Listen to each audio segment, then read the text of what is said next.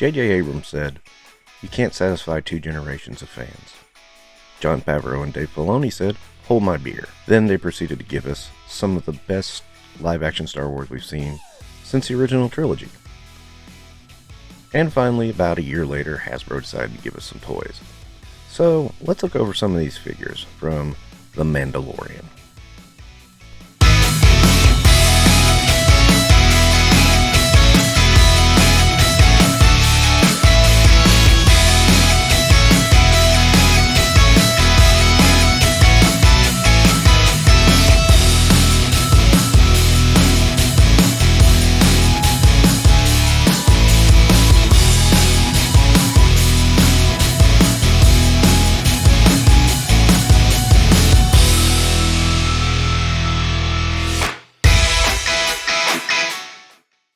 So next up we have the child who, as we now know, is named Grogu.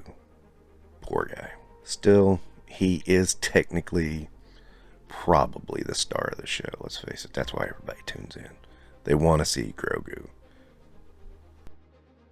Now, the kind of disappointing part is this is the same Grogu we got with the Walmart exclusive Din Djarin, with a bit of slightly different paint apps. And I should have expected that, and I kind of did expect it. At least we get the tram. This is a cool feat. This is a cool thing because it features so prominently in the show. It is a little fragile. It comes apart pretty easily. Something you might want to watch out for if you ever get this.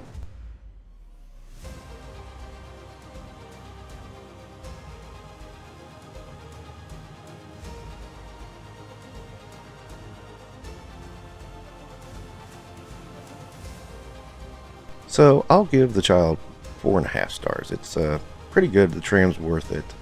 If you don't have the Walmart exclusive Din Djarin, it is worth it as well.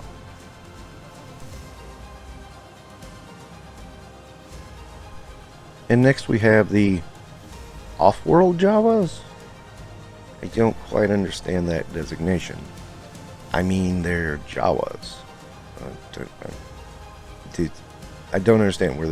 Aren't they saying they are natives to Tatooine and they travel around the cosmos? What's going on? So, lack of explanation aside, this is kind of a cool figure. It looks to be maybe a new Jawa. It's a little hard for me to tell because there's been so many and I've not owned every single one of them.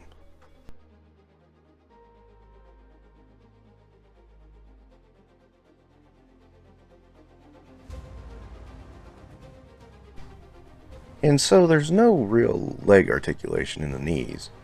And the elbow articulation is kind of negligible. It's kind of hidden by the cloak.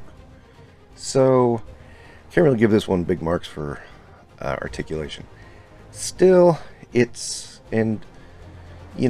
another knock to it is it has more weapons than it has places to hold them. So I don't understand that. Even with all those knocks, I can't say it's a bad figure. I have to give it 4 stars. It's pretty nifty, pretty cool. I do like it. Even though some of it I'm not getting. But I still like the figure and I like the look of it. It is cool. So next we have the armor. And I have to say, I was really surprised about how disappointed I was in this figure. It is still a good figure.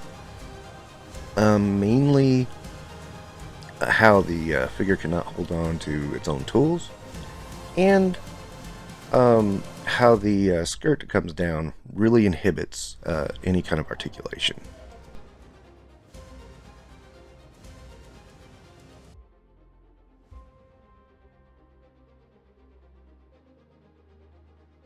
Now you can get some posing out of her, but you have to work at it. It is difficult, but you can do it. Still, there's some pretty big knocks on this figure. I'm going to have to give it 3.5 stars. Still a good figure, but has a lot of flaws. Next up is Moff Gideon. Moff Gideon is pretty fun. I have to admit, he is a pretty much a barrel of laughs. He's got the Darksaber, which looks pretty good. I will be honest, I think I preferred the one from previously in the Clone Wars series, but this is still a good one. If you remember, that one was a translucent black plastic that was really nice. And this one is more just along a black plastic with some silver outline. It's not terrible, but it's not quite as good as that translucent black plastic. That was really, really top of the line.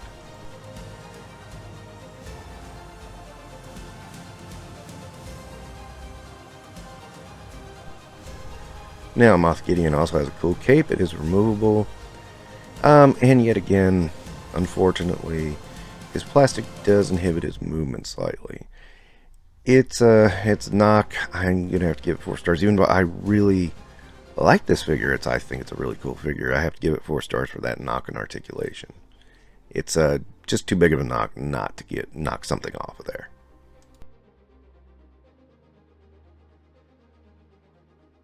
And then finally, yet again, the star of the show, The Mandalorian. So, as of now, I think there are 6 or 7 different versions of The Mandalorian. And I just have to say I'm stopping at this one. This one is a nice, clean version of his armor. I really like it. I like it a lot. And there's not really a whole lot different from this one other than he's a lot cleaner. And, you know, there's something to be liked about that. They should have a really clean one. I was worried there for a little bit that the only way we were going to get that figure was with the Razor Crest. Thankfully, that's been alleviated.